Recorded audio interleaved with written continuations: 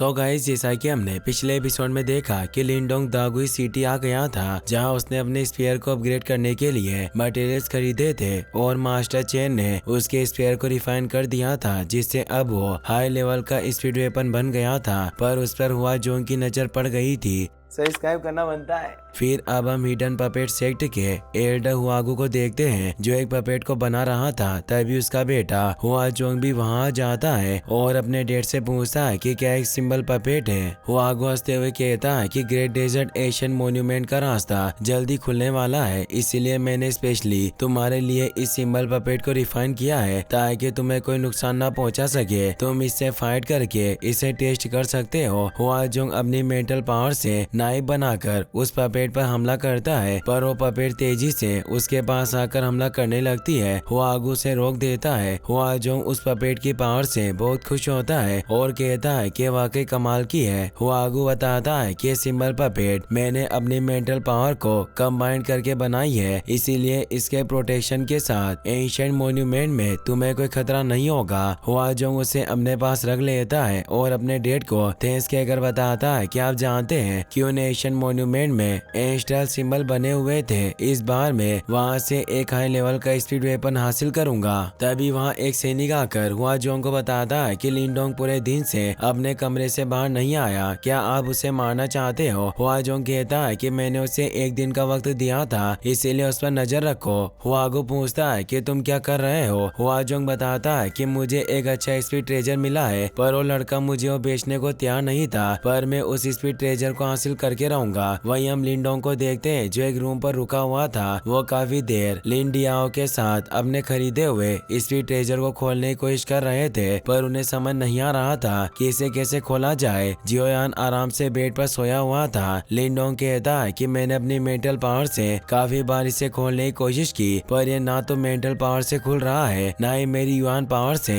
लिन Diao कहता है कि हम जानते हैं कि एक ट्रेजर है, पर फिर भी हम इसे खोल नहीं पा रहे। तो कहता है कि क्या तुमने गलत अनुमान तो नहीं लगाया था, और हो सकता है कि ये कोई अच्छा स्पीड ट्रेजर ना हो। लिन डियाओ गुस्से में उसके पास आकर कहता है कि तुम मेरे विजन पर संदेह नहीं कर सकते, ये डेफिनेटली एक रेयर ट्रेजर है, पर मैं नहीं जानता कि इसे कैसे खोला जाए। लिन डियाओ कहता है कि हमने सब कुछ ट्राई कर लिया है, इसीलिए अब मैं युआन पावर से इस पर एक ब्लास्ट कर दूंगा। लिनडोंग कहता है कि तुम ऐसा कर सकते हो, लेकिन अगर फिर भी कुछ नहीं हुआ और ये ट्रेजर बर्बाद हो गया तो तुम्हें मुझे 1.5 लाख युआन पीस देनी होगी। लिनडोंग निराश हुआ कहता है कि तुम खुद ही इसे खोलने की कोशिश करो, और वो आराम करने चला जाता है। लिनडोंग सोचता है कि ये ट्रेजर वाकई काफी अजीब है। ये एक स्पीड ट्रेजर होने के बावजूद भी मेरी युआन पावर से भी कोई रेस्पॉन्ड नहीं कर रहा, और न ही मेरी मेंटल पावर पर कोई रिएक्ट कर रहा था। उसने अपनी दोनों पावर को एक साथ इस्तेमाल किया था, जिसकी वजह से वो स्पीड ट्रेजर एक्टिवेट हो जाता है। वो समझ जाता है कि ये ट्रेजर सिर्फ दोनों पावर के एक साथ इस्तेमाल से ही एक्टिवेट हो सकता है, और उसे खोलने लगता है, पर एक ब्लास्ट हो जाता है। लिनडोंग दूर गिर जाता है। जियोयान उससे कहता है कि क्या तुम ठीक हो। लिनडोंग कहता है कि मुझे कुछ नहीं हुआ है, ये बस एक एक्सीडेंट था। अब लिन डियाओ भी वापस से बाहर आ जाता है और वो लिनडोंग से पूछता है कि तुमने क्या किया जिससे एक्टिवेट हो गया था। लिनडोंग बताता है कि मैंने अपनी युआन और मेंटल पावर का एक साथ इस्तेमाल किया, जिससे ये रिएक्ट करने लगा,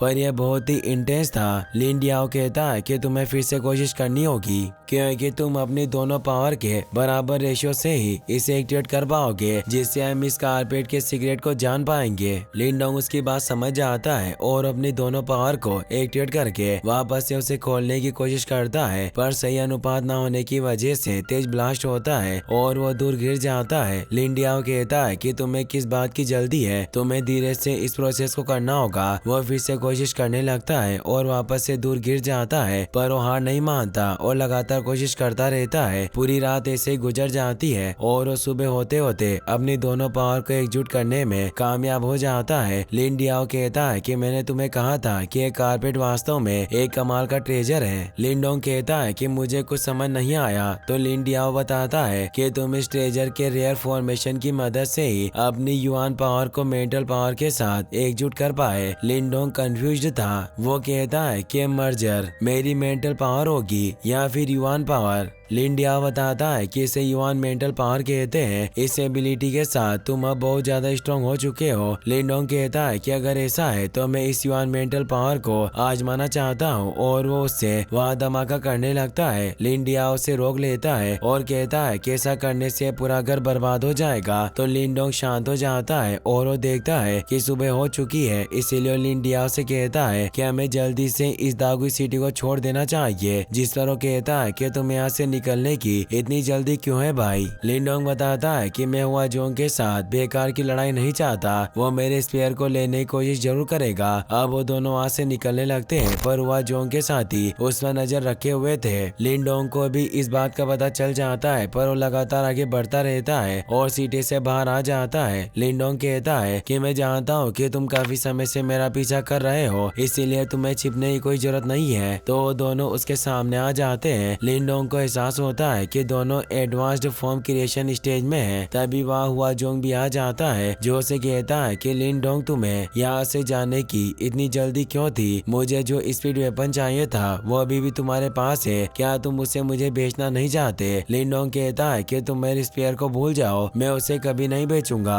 हुआ जोंग गुस्से में कहता है कि तुम एक बेवकूफ लड़के हो और वो अपने साथियों से लिंडोंग पर हमला करवाता है। लिंडोंग उनके हमलों से बचते हुए उनसे फाइट करने लगता है। लिंडोंग एक साथ उन दोनों से फाइट कर रहा था फिर भी उन दोनों को दूर फेंक देता है और वह जोंग को कहता है कि तुम खुल्लम खुल्ला मुझे लूट रहे हो, मुझे डर है कि इसका अंजाम तुम्हारे लिए अच्छा नहीं होगा। वह जोंग कहता है कि दावांग काउंटी एक ऐसी जगह है जहाँ सिर्फ पावरफुल लोग ही जिंदा रहते हैं, इसीलिए उस एशियन स्पीयर का सिर्फ मैं ही असली मालिक बन सकता हूँ। और अब वो अपनी मेंटल पावर से लिंडोंग पर हमला करता है। लिंडोंग उसके वार से बचता है। अब वह जोंग के साथी वापस से लिंडोंग पर हमला करने लगते हैं। उन तीनों के हमलों को लिंडोंग एक साथ सहन नहीं कर पा रहा था, इसीलिए अपने स्पेयर को बाहर निकाल लेता है और अब वो उनसे फाइट करने लगता है और उन्हें दूर फेंकने लग जाता है। हुआ जोंग कहता है कि तुम्हारी स्किल वाकई अच्छी है, इसीलिए मैं तुम्हें एक और मौका देता हूँ, अभी भी वक्त है, ये स्पेयर मुझे सौंप दो और तुम्हें 1 साल के लिए मेरा नौकर बनना होगा। लिंडोंग कहता है कि हुआ जोंग तुम एक अच्छे इंसान नहीं हो पर मैं तुम्हें 1 साल के लिए अपना नौकर बना सकता हूँ। हुआ जोंग इससे गुस्सा हो जाता है और उस पर अपनी मेंटल पावर से हमला करता है। उसके साथी भी वापस से लिंडोंग पर हमला करने लगते हैं। लिंडोंग समझ जाता है कि उनसे जीत नहीं पाएगा, इसीलिए वो भागने की कोशिश करता है पर वो उसका पीछा नहीं छोड़ते। लिंडोंग अपने मेटामॉर्फोसिस फॉर्मेशन से हुआ जोंग की नीडल पर हमला करता है जिससे एक तेज धमाका होता है। हुआ जोंग को लगता है कि वो घायल हो गया पर यह लिंडोंग की एक चाल थी और वो जियोयान पर बैठकर वहां से भागने लगता है। ये देखकर वो तीनों उसके पीछे जाते हैं पर जियोयान रेगिस्तानी इलाके में आकर एक जगह पर रुक जाता है और वो जियोयान से कहता है कि हमें अलग होकर काम करना होगा जब भी हम उसे हरा सकते हैं। और वो अपनी स्पिरिचुअल पावर को जियोयान में डाल देता है और उसे कहता है कि मेरी स्पिरिचुअल पावर की वजह से वो लोग तुम्हें भी लिंडोंग समझेंगे और तुम उन्हें दूर ले जाना। अब वो दोनों अलग अलग रास्ते पर निकल जाते हैं। हुआ जोंग भी वहां जाता है जो अपनी मेंटल पावर से लिंडोंग के ऑरा को ट्रेस करने लगता है पर उसे 2 दिशाओं से उसके निशान मिल रहे थे, इसीलिए अपने साथियों को दूसरी तरफ भेज देता है और वो खुद लिंडोंग की तरफ जाने का डिसाइड करता है और कहता है कि लिंडोंग चाहे तुम आज कोई सी भी तरकीबें क्यों ना लगा लो, मैं तुम्हें जिंदा नहीं छोड़ूंगा। वो एक खंडर जगह पर आ जाता है जहाँ लिंडोंग पहले से ही छिपा हुआ था। वो तेजी से उस पर वाटर मेंटल पावर से हमला करता है पर वो शील्ड बनकर बच जाता है। हुआ जोंग कहता है कि मुझे बिल्कुल भी उम्मीद नहीं थी कि तुम भी एक सील सिंबल मास्टर हो सकते हो पर तुम मेरी पावर का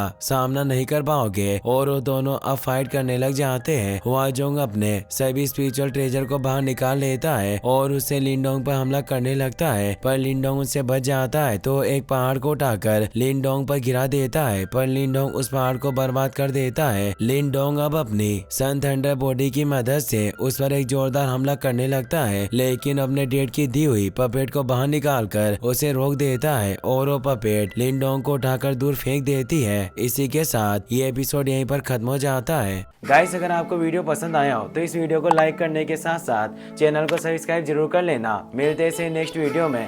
थैंक्स फॉर वॉचिंग।